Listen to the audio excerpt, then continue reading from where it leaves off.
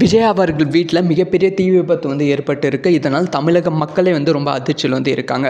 2026 சட்டமன்ற தேர்தலுக்கு அப்புறமா விஜய் அவர்களுக்கு மிகப்பெரிய பாதுகாப்பு வந்து கிடைத்து கொண்டு வருகிறது. சின்னதாக எந்த பிரச்சனையும் விஜய் அவர்களுக்கு வராமல் பாதுகாத்து கொண்டு இருக்கிறார்கள். ஸோ இந்த முறை வந்து அந்த பாதுகாப்பு வந்து கொஞ்சம் வந்து தவறி இருக்காங்க அப்படின்னு தான் சொல்ல வேண்டும். ஸோ விஜய் அவர்கள் டெல்லி பயணம் வந்து சென்றிருக்காங்க. ராகுல் காந்தி அவர்களையும் மோடி அவர்களையும் பார்ப்பதற்காக மரியாதை நிமித்தமாக. அது மட்டும் இல்லாமல் தமிழகத்திற்கு தேவையான நிதியை வந்து வாங்குவதற்காக தில்லி பயணம் வந்து சென்றிருக்காங்க. ஸோ தில்லியில் வந்து நேற்று இரவு வந்து ராகுல் காந்தியை பார்த்துவிட்டு இன்னைக்கு வந்து மோடி அவர்களையும் அதுக்கப்புறம் வந்து சில ஈவெண்ட்டில் வந்து கலந்து கொள்வதற்காக நேற்று இரவு வந்து டெல்லியில் இருக்கும் தமிழக முதல்வர் இல்லத்தில் வந்து தங்கியிருக்காங்க. அதுக்கப்புறமா வந்து இன்றைக்கி மார்னிங் ஒரு 9 o'clock வந்து அந்த இல்லத்துலேருந்து வெளியே போயிருக்காங்க.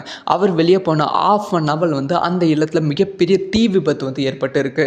ஸோ கிச்சனில் வந்து அந்த தீ விபத்து வந்து ஏற்பட்டு அப்படியே கொஞ்சம் கொஞ்சமாக வீடு ஃபுல்லாக வந்து பரவி இருக்கு அப்படிங்கிற செய்தி வந்து கிடைச்சிருக்கு. இது வந்து தமிழக மக்களை பெரும் அதிர்ச்சிக்குள்ளாக்கி இருக்கு. ஒரு முதலமைச்சர் வீட்டில் தீ விபத்து ஏற்படும், அது இவ்வளோ பெரிய தீ விபத்து ஏற்படும் அளவுக்கு ஜாக்கிரதை இல்லாமல் இருக்கிறதா மத்திய அரசாங்கம் அப்படிங்கிற குற்றச்சாட்டு அதிகமாக இருக்குது. முக்கியமாக வந்து தமிழகத்தில் விஜய்க்கு எந்த ஒரு ப்ராப்ளம் இல்லை, ஆனால் டெல்லிக்கு போயிட்ட அப்புறம் இவ்வளோ பெரிய ப்ராப்ளம் ஏற்பட்டிருக்கு அப்படிங்கிற குற்றச்சாட்டு வந்து இப்போ மத்திய அரசு மீது வந்து எழுந்திருக்கு. ஸோ இது எப்படி வந்து மத்திய அரசு, அதாவது பிஜேபி அரசு வந்து எதிர்கொள்ள போகிறது அப்படிங்கிற விஷயத்தை வெயிட் பண்ணி தான் பார்க்கணும். இதை பற்றி உங்களோட ஒப்பீனியனை கமெண்ட்டில் லீவ் பண்ணுங்கள்.